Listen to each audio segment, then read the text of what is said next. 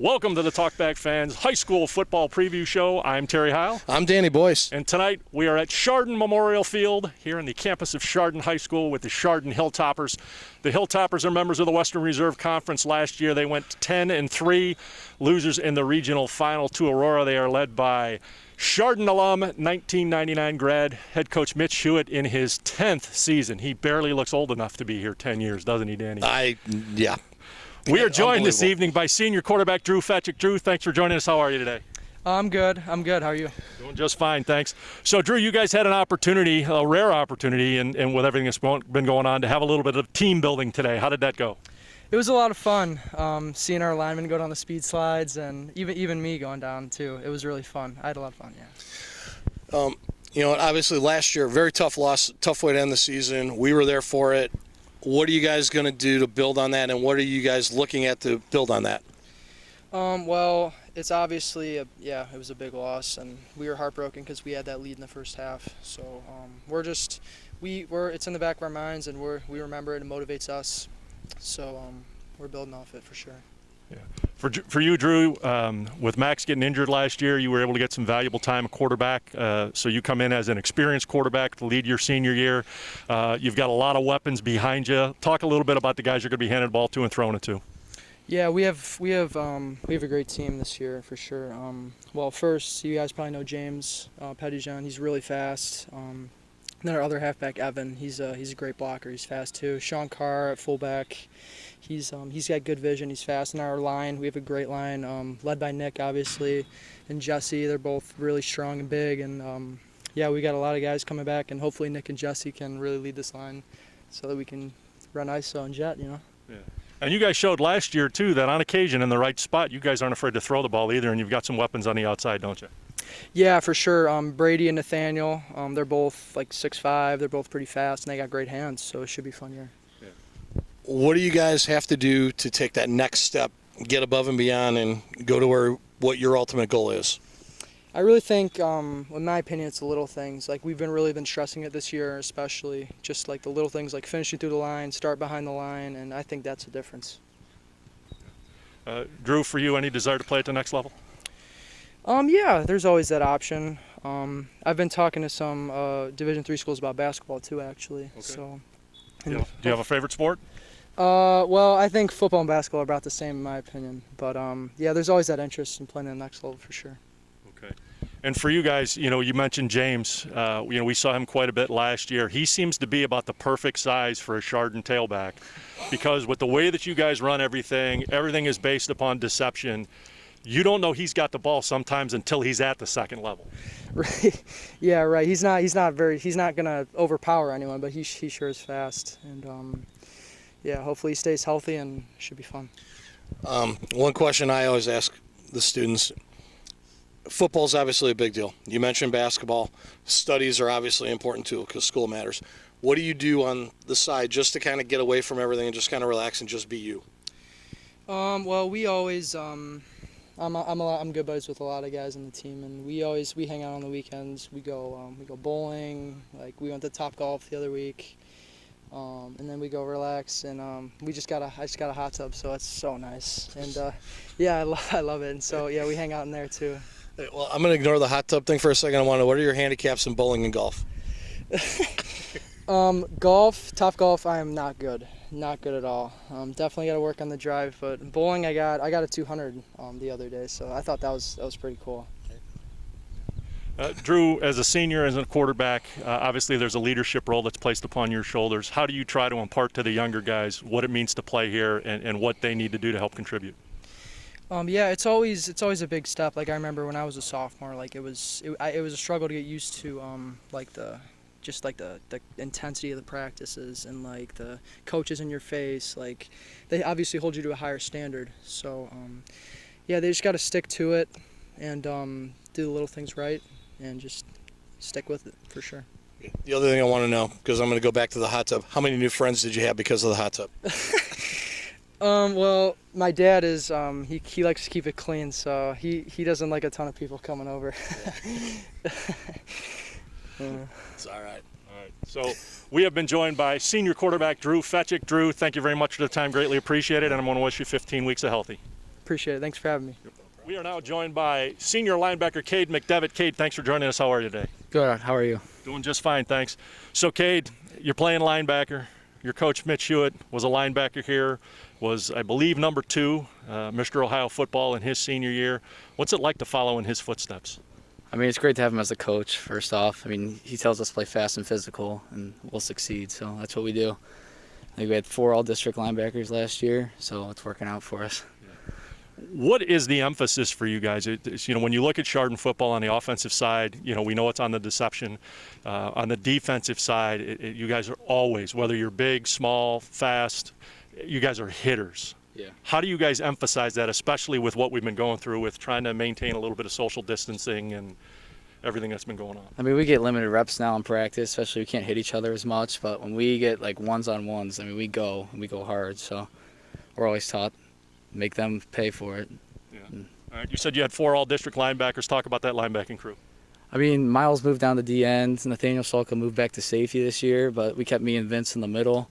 We added 2 new, big 6'1" kids outside, so we should be really good again. Yeah. And how about the guys in front of you on the D-line who are going to enable you guys to make plays? Yeah, like Gavin Slife, he takes up 2 blocks every play. I mean, if you don't double team him, he's going to get the quarterback every single time. So it's great to have him in front of me, Evan Gardner, and then obviously Miles.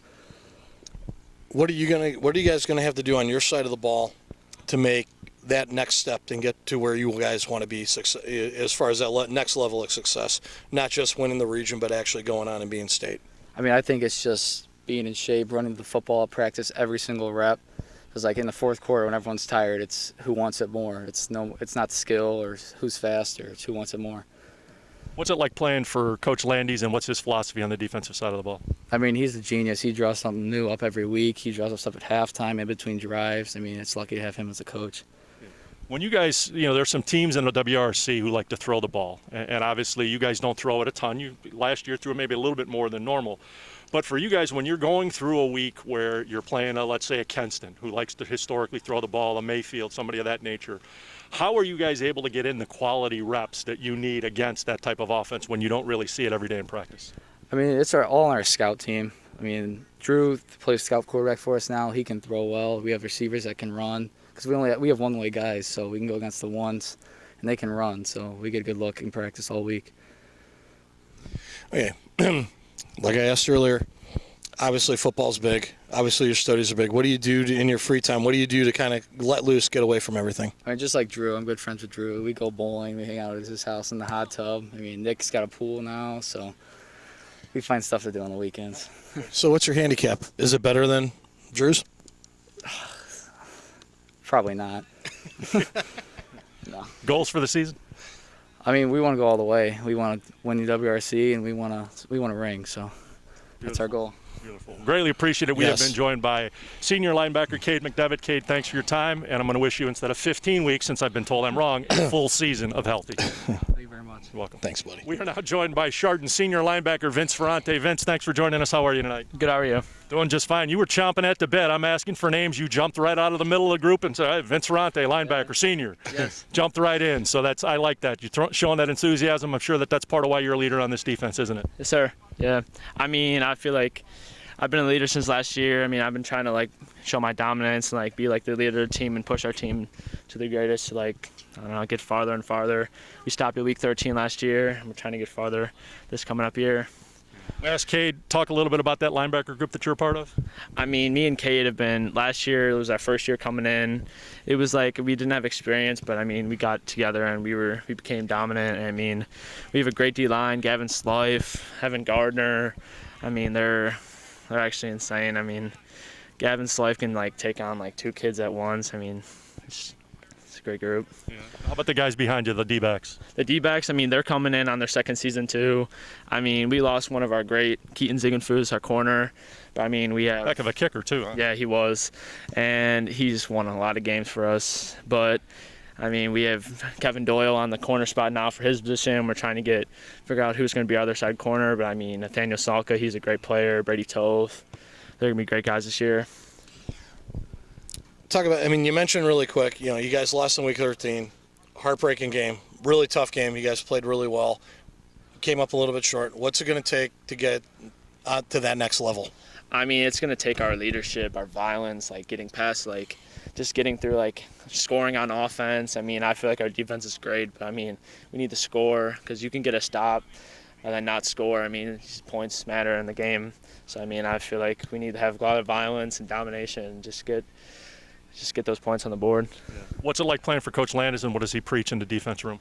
I mean, he preaches that, like, you can do as much scheme as you want, but, I mean, if you don't have the effort or the violence, you don't win football games. So, I mean, if you go out there and, like, just work and just, like, try to get that, I don't know, just try to get that effort in and, like, just try to win those games. You said violence 3 times just into this discussion. Yeah. How much do you like delivering a blow to somebody? I mean, that's my greatest thing. I mean, you could have scheme and everything, but if you're not, like, I don't know. I mean, with our whole defense, that's all we preach is, like, just getting to the ball and getting to the running back that has the ball. For you, knowing that your head coach and your defensive coordinator are both alums and were both part of a pretty successful programs while they were here, what does it mean to you as a player to play for those guys? I mean, it's tremendous. I mean, it's just knowing that they've played in our shoes and basically, like, know what we're going through and, like, what you need to do to get to that next level. I mean, Coach Hewitt was on that state championship team, and he knows, like, what it needs to get that ring. Yeah. What are you going to take when you're done? Once you graduate, once you walk through that hallway for the last time, what are you going to take with you? I mean, I'm going to take everything. I mean, basically just, like, the leadership, like, going into everything. Like, if you had a job interview, like, just, I don't know, show your dominance, like, be confident in, like, what you're doing and just be that man. And what do you like to do in your free time when you're not playing football, when you're not doing the other stuff? I mean, the D lineman, me, Gavin, and Evan Gardner, we lift every single day. I mean, that's our biggest thing. Going out, like, I hang out with Kate and Drew all the time too. We go bowling too, but I mean, I lift probably every day. Beautiful. So we have been joined by senior linebacker Vince Ferrante. Vince, thank you very much for the time. Greatly appreciate it, and I wish you a full season of healthy, brother. Thank you. We are now joined by Chardon senior defensive lineman, offensive lineman Nick Fay. Nick, thanks for joining us. How are you tonight, bud? I'm good. How are you guys doing? Doing just fine, thanks. So finally, we get one of the big boys. Yes. Right? You think Chardon football, you think running the ball, you think ground and pound. That doesn't happen without the guys up front. Talk about your role and the guys who are up on the O-line with you. Up front, his main goal is to just create a new line of scrimmage every play, and we do it on both sides of the ball. So either way, we just got to be big and violent and just know the scheme, but also just be violent and strong up front at all times. From your standpoint, where do they have you playing this year? I'm at left guard, and then I'm also at, like, D tackle, so both sides. All right. You played a little bit of tackle on the offensive side too last year. Didn't you guys move around a little bit last year? A little bit. Yeah, sometimes. Yeah, we'll move around, but usually I was mostly at left guard last year. What side of the ball do you prefer to play, the offensive side or the defensive side? That's kind of, I mean, I love the violence on defense, but offense you also can get violent, like with pancakes and stuff. So honestly, I don't think I could choose. I mean, probably offense. I like offense. Putting people down is fun, yeah. Talk about what it's like playing for your two coaches, your offensive line and defensive line coach. Oh, yeah. Our coach is amazing. They always focus on scheme first and make sure we get the basics down, and then they just go full go. And they're always pushing us hard and all the time, and it's really nice, yeah. You being one of the leaders on that line on both sides of the ball, what do you have to do to kind of guide those kids, especially the younger guys that are coming up, building up what you guys are trying to build in the full-blown program?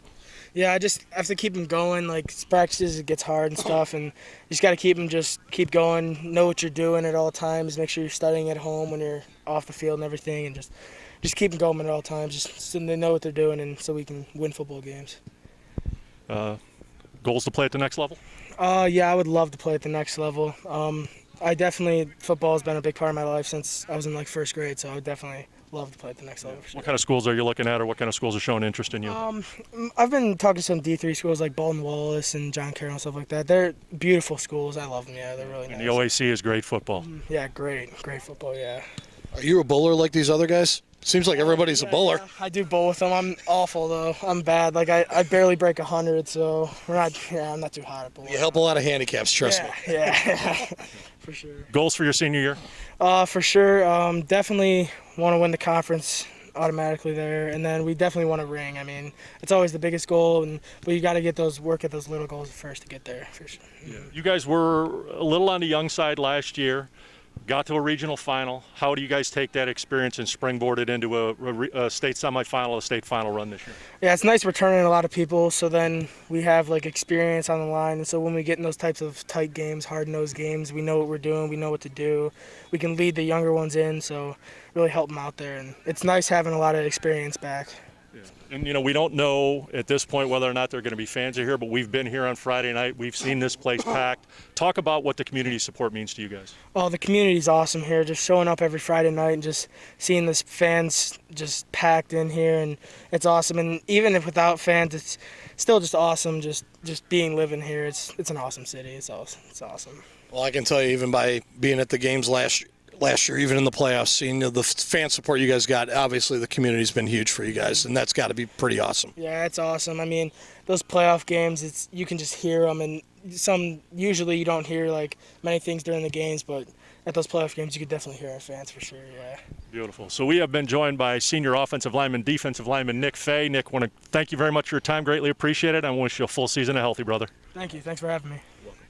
We are now joined by Chardon senior tight end, defensive end, and Iowa State commit Miles Mendesoon. Miles, thanks for joining us. How are you tonight? Thank you for having me. I'm good. How are you guys doing? Doing just fine, thanks. Congrats on the commit to Iowa State. Thank you very much. Can you talk a little bit about that process? Because I'm sure it was nowhere close to normal. It was definitely weirder. Not the same as many other years. Well, every year, because most of it was virtual tours. You can't go to any camps. Everything's all online. So it made it harder even for them to see your film and stuff, because usually they'll have you come out, they'll see you at camp, evaluate you, see how you react to them. So mostly it was just FaceTiming them and sending them film of you working out during quarantine at fields and seeing what you can do, and then just them getting to know you as best as they can. And what was it about Coach Campbell and Iowa State that sealed the deal for you? Definitely how they came from Ohio and how they've built up another kid who came from Ohio, Mike Rose. That was definitely huge for me, seeing how he came out from playing D-end and decommitted from Ball State and went there. And just watching his growth was kind of cool. Yeah. And what's it like for you? A couple of years ago, you had a guy in Chase Klein, went to Michigan State. What's it like for you to follow in that footsteps and cement another part of that legacy? It's definitely something to be very proud about. I'm glad that happened. And I worked out with Chase a lot. So, my freshman and sophomore year, I'd work out with him and Tommy Beninati a lot. And that's kind of where it started. How have you made the adjustment this year coming in? Because obviously it's all different. Obviously you're going through the recruiting process and everything, but now trying to get back, what has it been like for all of you guys trying to do something that, to be flat out blunt, none of us have ever done? Mostly you just E plus R equals O, which our coaches preach about a lot. Just what event plus response equals opportunity. So we just have to take what we're given and see what we can make out of it. So we've been given COVID, so we can't just fold over and be like, oh, why us? Just go out there and hit every day and see how it turns out, and hopefully we get to play in 17 days. Yeah. You're going to make the move this year from playing linebacker to playing D-end, and you'll go back to playing linebacker in college. What makes the shift make sense for you this year, and how are you approaching it? It's what's best for the team. I played D-end as a sophomore, so that was cool. I'm happy that I learned to play both, and I'm just doing what's best for the team and whatever can help us win games. All right. What are you going to take away from here when you walk through that hallway for the last time and you're a graduate, as a Hilltopper? What are you taking home with you? Definitely what they've taught us here. Hard work equals getting to play, and the harder you work, the more you'll see the field. So just taking what Coach Hewitt and Coach Landes and all our coaches preach to us. Talk a little bit about Coach Landes' approach and how you try to put that into action on the field. Coach Landes' approach is science equals violence. So the more violence you have, the more you there win. We go with the violence again. You win the line of scrimmage, you win the game. And as you guys know, you watch football a lot, so you've probably seen that. Whatever game you win the line of scrimmage, that's the game you win. We talk about the word of the day. I think violence might be the word of the school with these guys as far as the football program goes. They obviously preach that a lot. So you guys play obviously because of the running game, you guys play a very physical style. What does that do for you guys on the defensive side of the ball to dictate that physical style the other way? Try to match the offense because, as you know, they're a run-heavy team, so we have to match their intensity and try to be more violent than they are. Knowing that you guys are run heavy, you're not going to throw the ball a ton, although, again, last year threw the ball a little bit more than you have in the past. But knowing that, hey, if you can put the offense in an advantageous position first, you've really helped you guys take a step towards taking a lead. So what's the approach that you guys use on the defensive side to try to make that happen? Just don't let the other team score and do what's best for them, and just help the. We gotta work together. So just working together because we have players that play both ways. So just trying to help each other. If the offense messes up and we have to come down because they fumble it, we just go out and try using violence to get the ball back so they can pop it in. Now, one of the other things I noticed last year in a couple of the games that we covered, special teams played a big part in your games. How important are the special teams, and how much do you guys focus on that? Oh, most definitely. Special teams are the game changer because of the other percentage of the game. You can have big plays on there like kickoffs for head can house a kickoff and that would change the game. Definitely will be at a loss without Keaton Ziegenfuss because of how much he did on the extra teams, as you've watched. Like that's how we beat Kenston. So definitely we lost it, some big shoes to fill, but we're hoping someone can come and fill those shoes. Beautiful. Any goals for your senior year? Just try to do what I did, try to do better than last year. All right. And besides violence, what would you say is the hallmark of your defense? I'd probably just say the character of it. We all get along and we always ask for more. Just everyone wants more and everyone wants to be as good as they can be, always watching film, always trying to lift. Beautiful. All right, so we have been joined by senior defensive end, tight end, Miles Bendensoon. Miles, I want to thank you for your time. Greatly appreciate it and wish you a full season of healthy, brother. Thank you very much. And good luck, buddy. Thank you. We are now joined by Chardon defensive coordinator Brian Landis. Coach Landis is a 2002 Hilltopper grad. Coach, thanks for joining us. How are you today? Yeah, thanks for having me. Good. So, Coach, how did the team building go today? Over at Pioneer? Yes. It's good to see those kids out there laughing and, playing and goofing off. Yeah, really good experience. Yeah.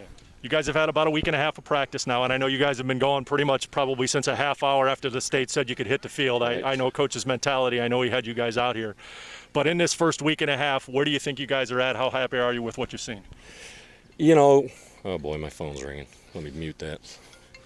Usually by this time we've had Euclid in here and Kirtland in here and maybe a live scrimmage or two. So it's hard to totally gauge that.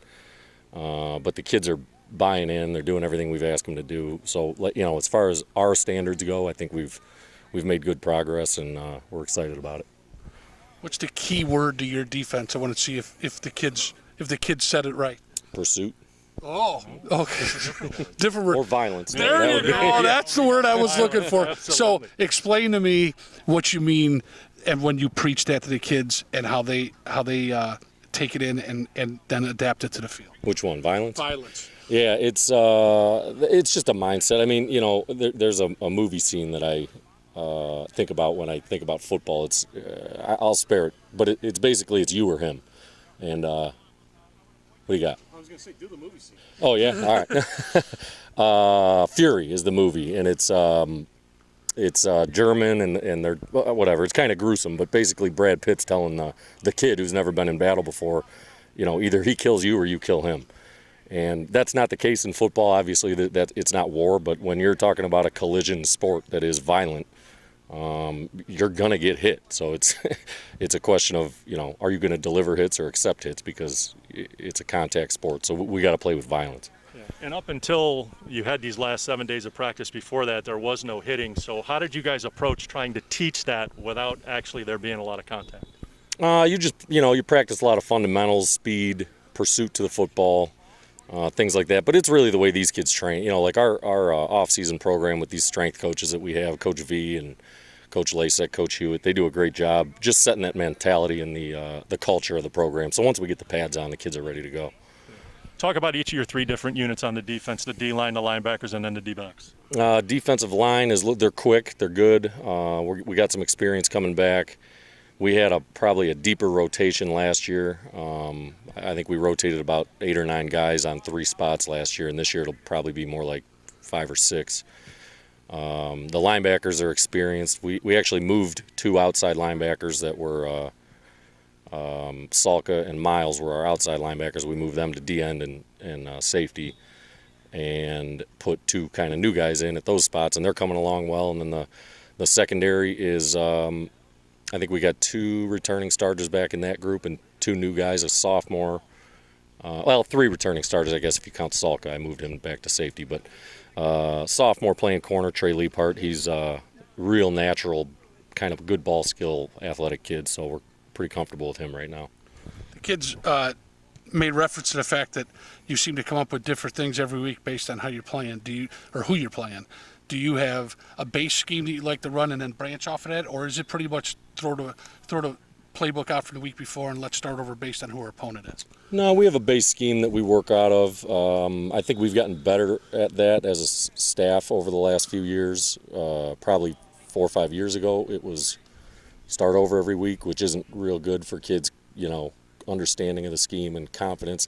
And then you always run into stuff that they haven't shown you on film. So when you run into something that you're not totally prepared for, you kind of have to have a fallback plan of something that you're really good at. So, yeah, we have a base scheme. It's a 3-4, cover 4. And then, we can drop into a format. We got a lot of versatile kids that can play multiple spots, which makes it easy as a coach to kind of adjust on the fly.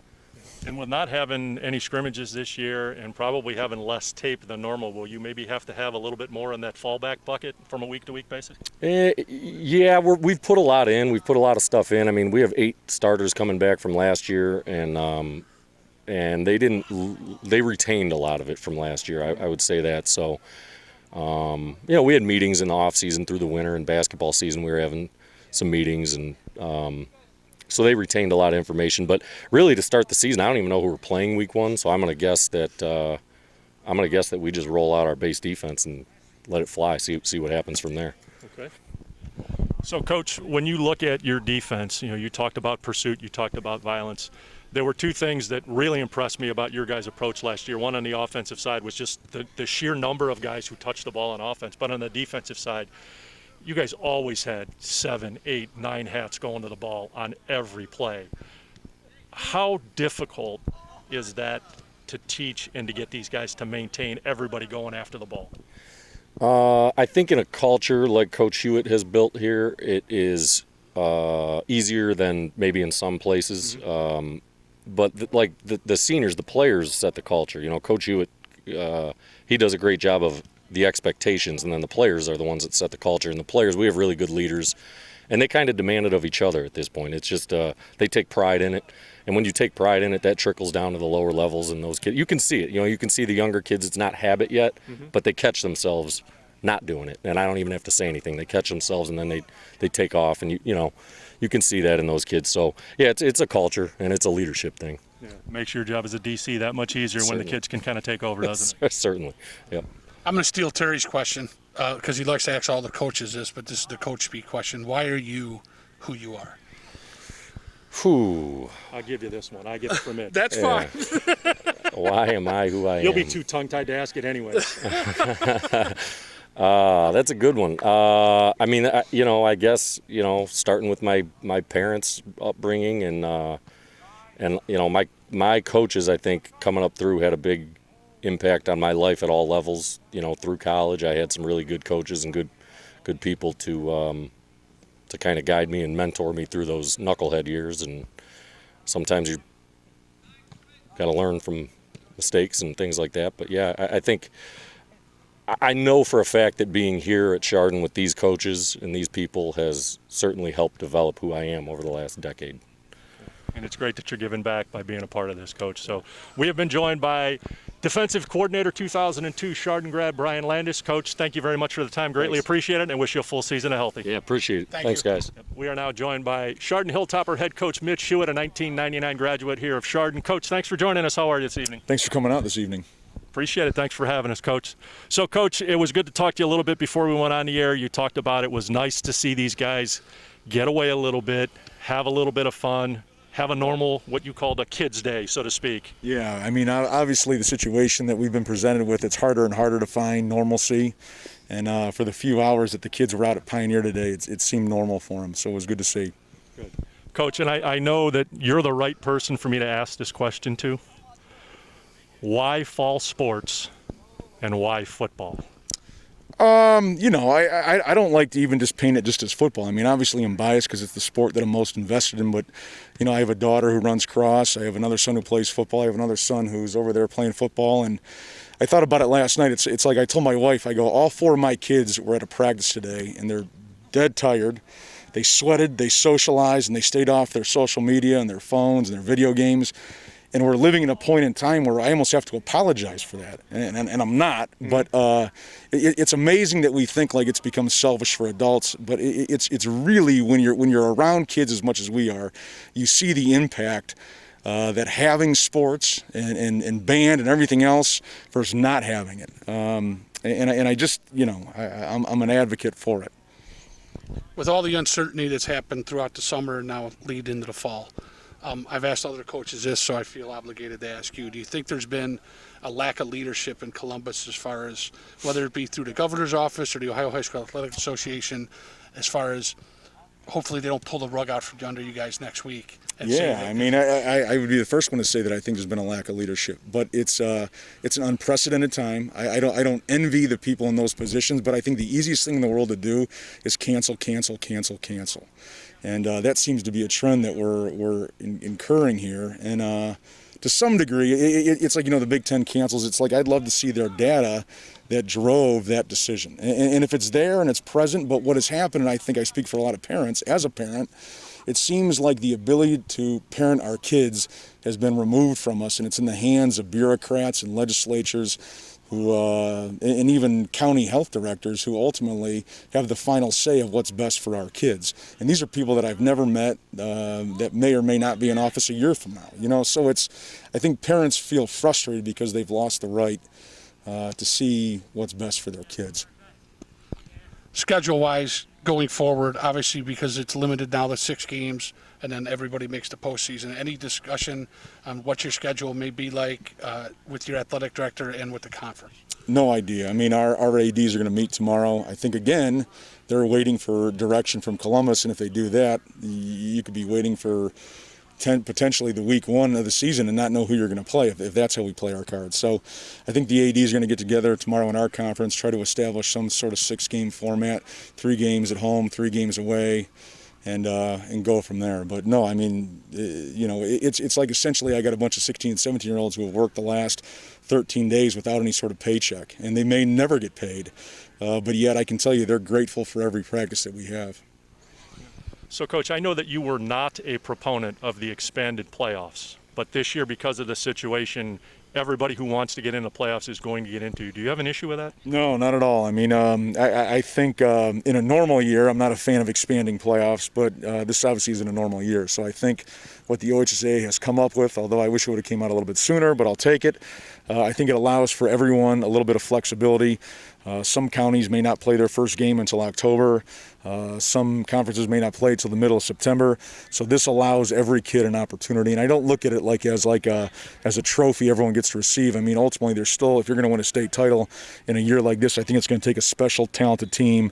And certainly not the most talented team I think is going to win this year. I think it's going to be a team that clearly has overcome more adversity than ever a year has been asked of high school kids. So let's let them all play, and some may choose not to, quite frankly. Right. And when you speak of adversity, Coach, talk, one, about what you guys went through to get to the point where they finally let you on the field and you were able to do things. And then 2, how have your guys responded since they've hit the field? I tell people all the time, usually this time of year, everyone that bumps into me says, how's the team going to be? How's the team going to be? Nowadays, everyone says, are we going to play or are we going to play? So the focus has totally shifted. And these kids, obviously, they're not dumb. They see everything. They read everything. But if you showed up and watched our kids practice, you would never know that we're in a different year because of the way these kids practice. Now, part of that's just we've got a great class to be in this position. I've had classes over the last 10 years that probably would have struggled more with this situation, but the senior leadership that we have is not going to let that. And I would say our underclassmen, really. And if I look at, I was talking to the soccer coach here today, his numbers have never been higher. Our youth numbers have never been higher. Our middle school numbers have never been higher. It's a sign of what parents want for their kids. And in fact, we have more first-year players in football at Chardon than we've ever had. That's outstanding. It's a testament to you and your staff. Yeah, and I think it's a testament to parents recognizing that sitting in your bedroom for 6 months, looking at social media and playing video games isn't going to make anyone any better. Right. Talk about, I've always been intrigued by this. My son played Pee Wee ball in Willowick. We played against Chardon. From the youth programs all the way up, you guys all run the same thing. Why does it work? Why has it been such a staple out here, and why does it continue? We have this year's our 40th anniversary of essentially the wing tee. So we've had 3 head coaches in 40 years. We always like to say that's like the Steelers sort of thing. We have so many alumni on staff. It's a hard offense to coach and teach. But what it allows for us to do is be successful in years where we lack talent. a spread offense is great, but if you lack the skill to do it, the spread offense doesn't look very good. So we've evolved it. It's obviously not your grandpa's wing tee, but it's something that our kids believe in. As Tubby Raymond from Delaware used to say, running the football breeds toughness. And teams that run the ball well typically defend the ball well because the nature of our practice is a little bit more violent. Coach, in that scenario, is there one key on the offensive side of the ball? It's got to be the quarterback's got to have those faking skills so that he's able to be deceptive? Is it you've got to have a big O-line to run behind? Is it you got to have that shifty guy back there who can hide and then dart out? Or is it just a combination of all of those? I mean, it's certainly a combination. I mean, but our workhorse is our quarterback. We allow him to audible, which is very rare in high school football. I would say probably 40% of our plays are audible at the line of scrimmage. And that's very unusual to allow a 16, 17, 18-year-old kid to make those decisions. But they have their progressions and their reads and all that stuff. And so obviously, if you don't have, it's like at any level, I don't care if you're playing Pee-wee or you're in the pros, if you don't have a quarterback, it's hard to win. Talk about the guys who influence you, guys like Coach Doyle, guys like Coach Boers, who's over at Riverside. You were on staff with him for a while. Talk about the impact that they've left on you and what you've taken away from them. Yeah, I mean, I've been fortunate to be around a lot of great coaches. I look at, obviously, Coach Doyle was near and dear to me. We have Coach O, who's been an offensive line coach for 30-some years. And then I had the pleasure of going to college and, being exposed to some of the greatest coaches maybe in the history of college football. If you look, obviously, at Urban, but you got Greg Stadrawa, you got Tim Beckman, you got what's his name down at Florida. I mean, you got Matt Campbell at Iowa State. The list. I mean, in some ways, when Urban was at Bowling Green, it was like the Belichick tree of guys that have gone off and to be head coaches. So, Dan Mullen. I've seen the best and the worst of coaching. I had 3 head coaches there too, which was a great experience for me as well. And when I was there for my 5 years, I had 5 different position coaches and 3 head coaches. So it was a great evaluation of what I wanted to be and what I didn't want to be. So what are you looking forward to this year as the season kicks off? Obviously, the goal is to end up with a state championship, but what's going to take to get there and get over past the regional final like you did last year and get over the hump? It's funny. I love this conversation, and I hope everything you're saying comes true, but it's like I'll be happy when the first Friday night comes, and there's probably going to be about this many people in the stands, and we're going to see kids who really love to play the game play it, because all the outside influences, all the media, all the fans, all the stuff that traditionally makes Friday night so special may not be there. So we're going to see kids that really love to play the game for all the right reasons. And that's why I think a team this year that's successful is going to be a really unique team. And that's what I'm most looking forward to. If we can get down to the regional and all that good stuff, that'll be gravy. But these kids deserve an opportunity, and I hope the state allows them to have one. What would you say is the strength of this year's team? I know you got a lot of guys coming back. Yeah, I mean, it starts with character. I mean, they're easy kids to be around. They're easy kids to root for.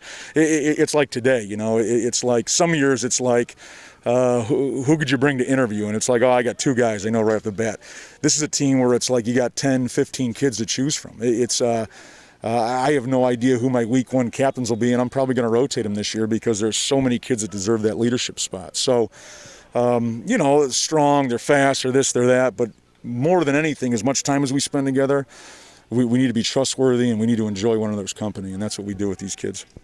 When you look at the regular season, there's a little bit less emphasis on it this year than in a normal year. So will you approach it from a different standpoint? Maybe play a few more guys, maybe go with a little different set, maybe go with a rotation that maybe you wouldn't have done in the past? Yeah, I mean, it's a great question. I don't. Again, it's like every hour changes, so it's like we're just like trying to manage today and then hopefully get to tomorrow, and then maybe if we can make it to Saturday, that'd be great.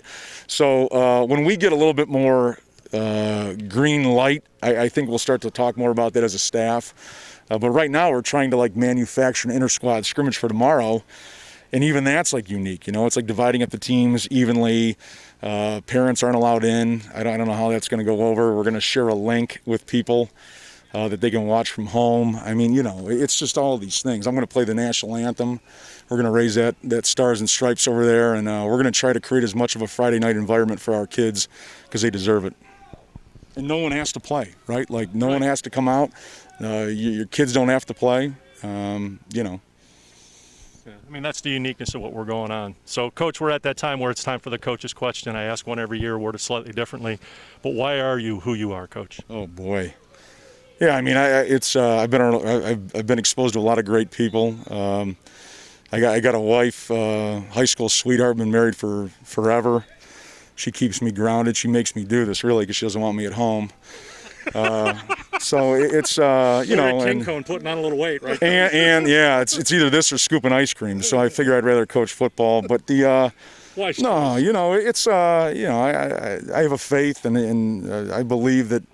Like I love, like it sounds weird, but it's like coaches that really get into it, they love being around kids because they see the development that comes from. And you know, I think the whole social media phone thing is, we've opened Pandora's box and it's really hard to put it away. And I see the kids who struggle mentally, and I see their success stories when they're here. And it's stuff that you can't report on because it's HIPAA and it's this and that, but it's like I see it every day. Kids who were struggling 3-4 months ago who now have smiles on their faces, and that's not cliche. That's not my shameless plug. That's a fact of life. Beautiful. Well, Coach, we have been joined by head coach Mitch Hewitt of the Chardon Hilltoppers. Coach, thank you very much for the time. Greatly appreciate it. Absolutely. And I want to wish you a full season of health. Yeah, amen to that. Amen. Good luck. Shortly, we'll be at the King Cone. Okay. So hopefully they still have a little ice cream left for us. Yeah, send me a text. It's on the house. You know, yeah, we'll hook you up. That's outstanding. But that's So, even better. Thank you. This has been the Talkback Fans High School Football Preview Show with the Chardon Hilltoppers. I'm Terry Heil. John Fasiglia, Pat Langdon on camera, Danny and Alex here tonight too, giving them their props. And we want to thank everybody here at Chardon for rolling out the black and red and green carpet for us. They always are very hospitable to us. We greatly appreciate it. And Coach, thank you very much. Absolutely. Thank you.